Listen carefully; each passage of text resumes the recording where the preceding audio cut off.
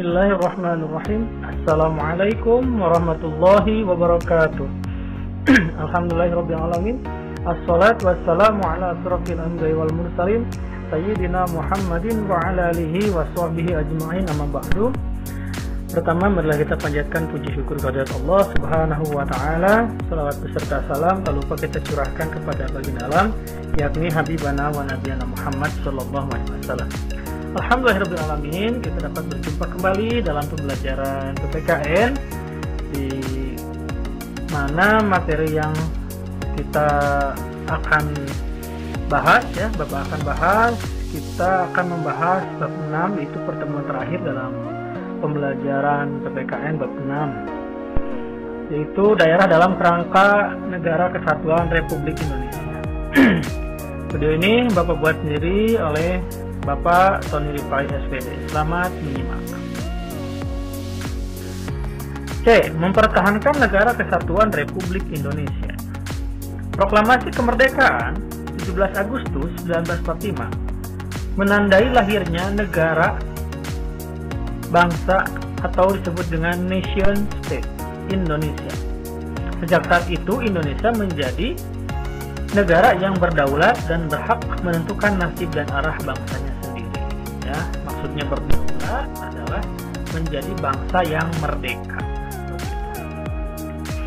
Bentuk negara republik, maksudnya di sini bentuk negara yang dipilih oleh para pendiri bangsa adalah Negara Kesatuan Republik Indonesia.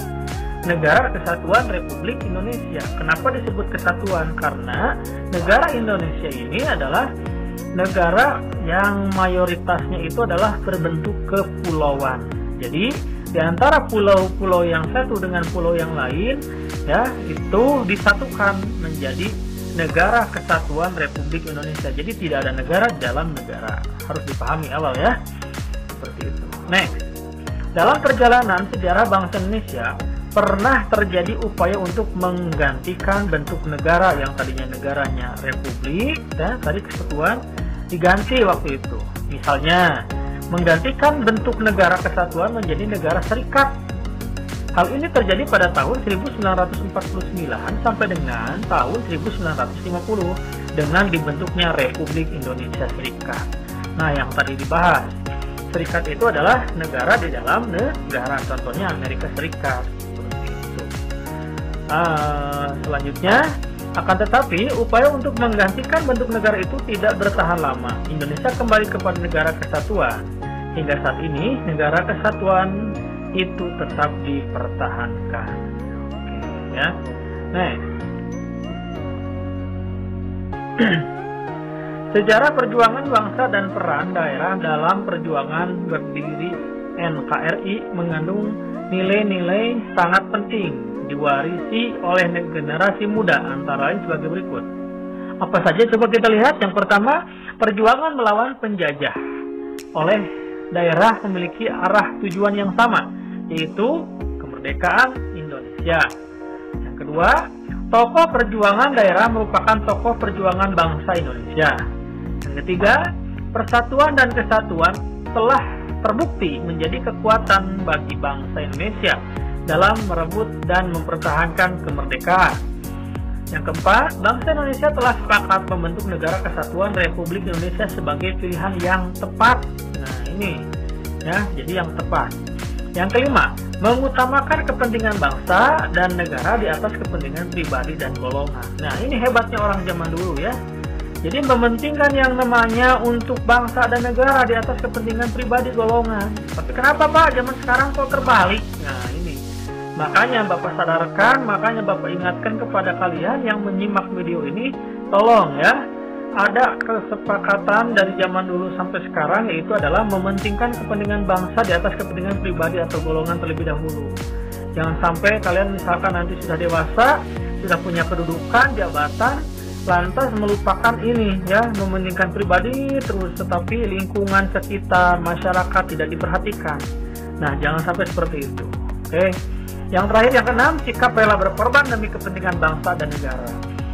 Nah, ini yang hebatnya rela berkorban demi kepentingan bangsa dan negara.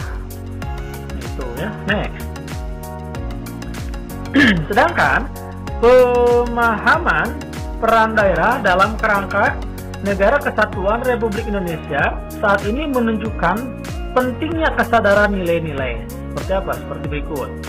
Yang pertama, kemajuan daerah akan lebih cepat tercapai apabila bangsa Indonesia memiliki nilai persatuan-kesatuan. Iyalah, kalau misalkan kita berpecah belah, kapan Indonesia akan maju ya? Seperti itu. Yang kedua, kemakmuran bersama merupakan tujuan masyarakat Indonesia, bukan kemakmuran bagi perorangan atau kelompok daerah. Ya ini ya, jangan sampai kita etnosentrisme. Apa etnosentrisme teh? Yaitu hanya mementingkan daerahnya saja sendiri. Memang boleh ya, itu dalam konteks zaman sekarang, tetapi kebersamaan juga harus diutamakan ya. Yang ketiga, kekayaan alam merupakan milik bersama seluruh rakyat Indonesia dan dipergunakan sebesar-besarnya bagi kemakmuran rakyat. Nah ini ya, sudah paham lah. Yang keempat, pengembangan kemajuan dan kemakmuran daerah diarahkan pada kemajuan dan kemakmuran bagi seluruh rakyat Indonesia. Ya. Jadi kalau daerah maju, negara juga insya Allah ikutan maju. Yang kelima, setiap warga negara memiliki kedudukan yang sama tanpa membeda-bedakan asal daerah. Ini harusnya memang idealnya seperti itu. Jangan membeda-bedakan. Kalau misalkan mentang-mentang dia mau orang Papua, dia mau orang Jawa, dibeda-bedakan di mata hukum. Tidak seperti itu. Harus sama rata seperti itu ya. Next. Nah, di sini ada potensi gangguan keamanan nasional dari dalam negeri antara lain sebagai berikut. Jadi, di Indonesia pun ancaman itu selalu ada. Di dalam negeri sendiri pun ancaman itu selalu ada. Yang pertama, gerakan separatisme bersenjata. Nah, seperti yang sering terjadi ya di Papua sana. Jadi, gerakan yang namanya pemberontakan kepada pemerintah. Nah, ini udah dipersenjatai, sudah ada. Apa namanya? Papua Merdeka, seperti itu ya, salah satunya. Selanjutnya, terorisme ini adalah yang mana paham radikalisme bahwa menganggap mereka itu paling benar, seperti itu. Teroris ya, mereka juga bersenjata biasanya. Paham-paham ini paham-paham yang memang dimasuki atau diberikan oleh orang-orang yang tidak bertanggung jawab terhadap keberlangsungan suatu negara. Pak, kalau teroris itu ada di Indonesia saja? Tidak, di seluruh dunia, di setiap daerahnya itu pasti ada yang namanya teroris. Yang selanjutnya yang konflik komunal ya. Konflik komunal itu adalah konflik antar golongan ya, seperti itu. Jadi hanya satu golongan itu saja. Ini juga menjadi suatu ancaman juga.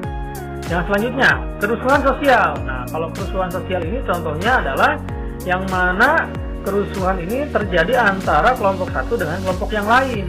Biasanya itu misalkan tawuran. Ini juga memperpecah ya yang namanya kesatuan. Nih, yang gangguan keamanan laut. Nah, kalau misalkan kalian pernah dengar yang namanya bajak laut, nah ini gangguan keamanan laut. Pak, di Indonesia ada ya. Tapi tidak se-ekstrim di luar negeri seperti itu. Yang gangguan keamanan udara. Ada misalkan penyadapan pesawat seperti itu ya, sehingga pesawat tersebut diambil alih oleh negara lain atau misalkan ya penjahat seperti itu. Yang G, radikalisme. Nah, ini kekerasan. Kalau kekerasan itu biasanya tindak kekerasan yang dilakukan oleh orang baik bersenjata maupun tidak bersenjatai seperti itu dengan unsur kesengajaan ya. Yang H, kejahatan lintas negara. Nah, ini biasanya kalau kejahatan lintas negara ini berhubungan biasanya dengan teroris salah satunya ya. Contoh ISIS, kejahatan lintas negara itu ISIS ya. Pak, apakah ISIS sudah masuk ke Indonesia? Sudah. Seperti itu ya. Yang mana ISIS ini awal mulanya adalah di negara Timur Tengah di sana seperti itu. Mengatasnamakan Islam, tetapi mohon maaf Islamnya itu tidak benar ya yang diajarkannya. Masa yang namanya Islam itu menganjurkan untuk kekerasan, tapi kan tidak ya. Yang terakhir, kerusakan lingkungan. Nah, ini illegal logging ya, yang namanya pembambatan hutan, pembabadan yang namanya pohon, tetapi tidak ditanam kembali. Pak, kalau misalkan kita nebang pohon di hutan, tapi kita menanam kembali boleh? Nah, kalau itu boleh ya. Kalau yang namanya perusakan lingkungan itu tidak seperti itu. Contohnya itu kalau di hutan. Kalau di lingkungan masyarakat ada Pak, ada perusakan lingkungan. Contoh misalkan membuang sampah sembarangan, ya, membuang limbah ke sungai langsung, membuang sampah ke sungai. Ini juga salah satunya yang sering terjadi di sekitar kita seperti itu. Berarti tidak boleh Pak? Tidak diperbolehkan ya. Seperti itu. Oke. Next, oke, ternyata terima kasih. Itu saja yang mungkin Bapak sampaikan. Bapak ambil intinya. Jadi intinya kalian sebagai bangsa negara Indonesia ya, anak bangsa negara Indonesia, jadi kita harus mementingkan negara dibandingkan kepentingan pribadi atau golongan, seperti itu. Contoh ya, yang update sekarang itu, kita di masa pandemi ini oleh pemerintah dilarang untuk mudik. Hendaknya kita menuruti saja terlebih dahulu lah ya apa yang diinginkan oleh pemerintah demi kebersamaan kita ke depannya. Mungkin seperti itu ya.